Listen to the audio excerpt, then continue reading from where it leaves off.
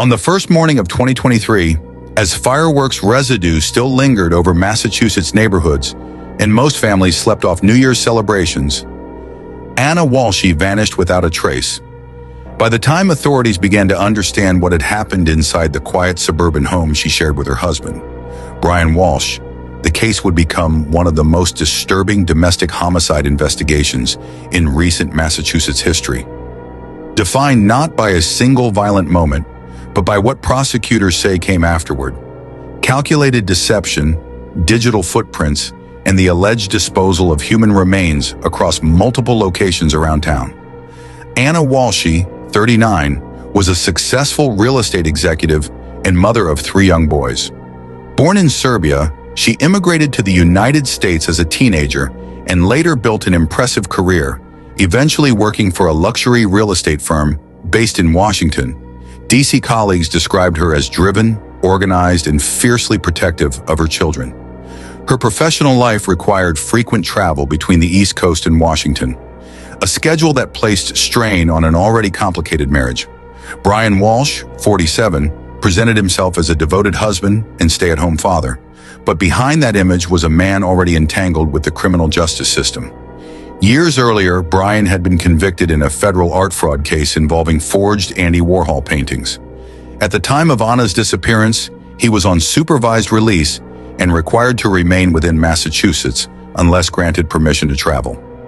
Financial stress, prosecutors would later argue, loomed over the household. Ana was the primary earner. Brian's fraud conviction limited employment opportunities and subjected him to strict monitoring. Investigators would eventually suggest that these pressures formed the backdrop to a fatal New Year's Eve confrontation. The last time Ana Walshe was seen.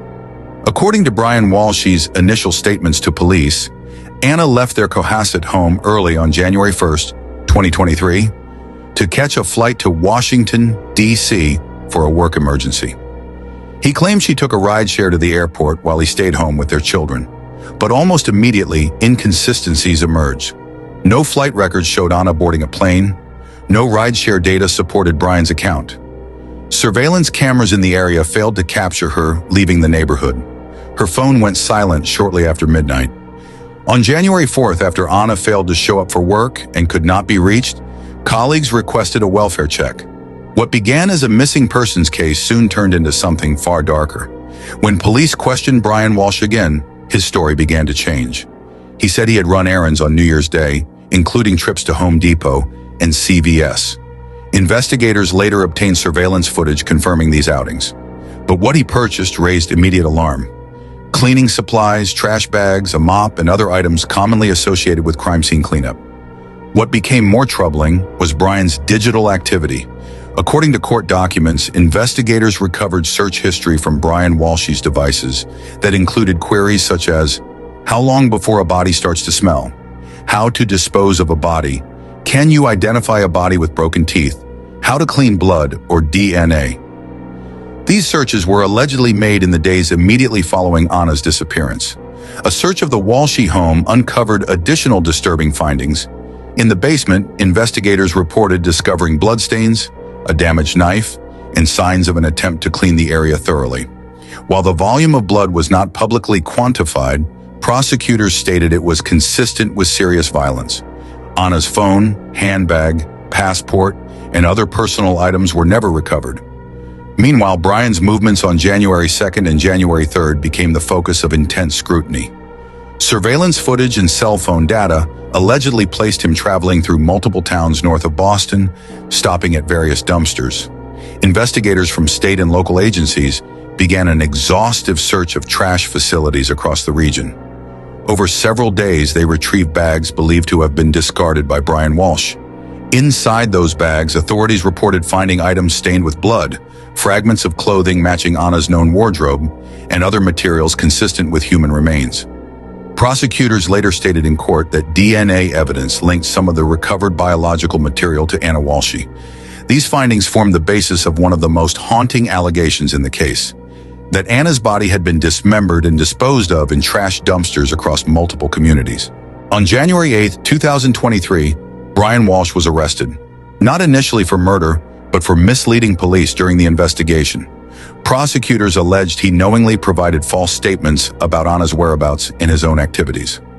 Weeks later, following grand jury proceedings, Brian Walshe was formally indicted on charges including murder, misleading police, improper conveyance of a human body. He pleaded not guilty to the murder charge.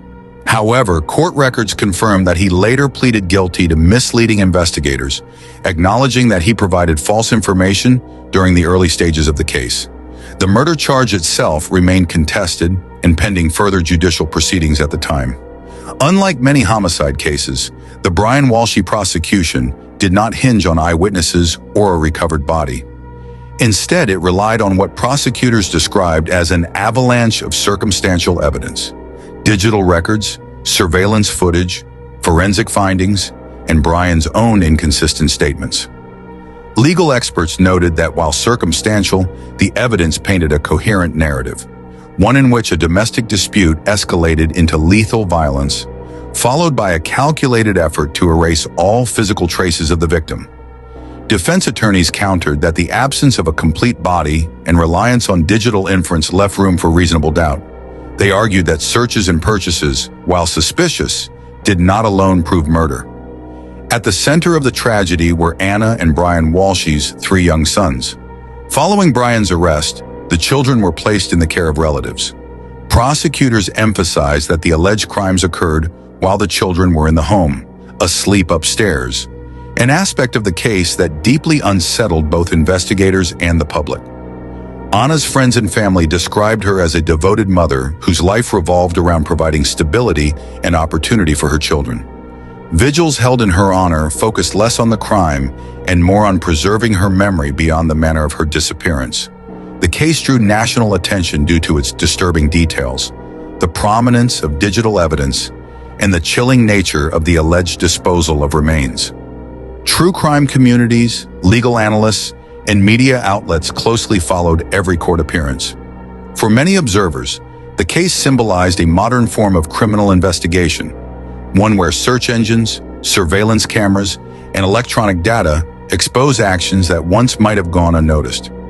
As of the latest publicly available court updates, Brian Walshe remained incarcerated, awaiting further proceedings related to the murder charge.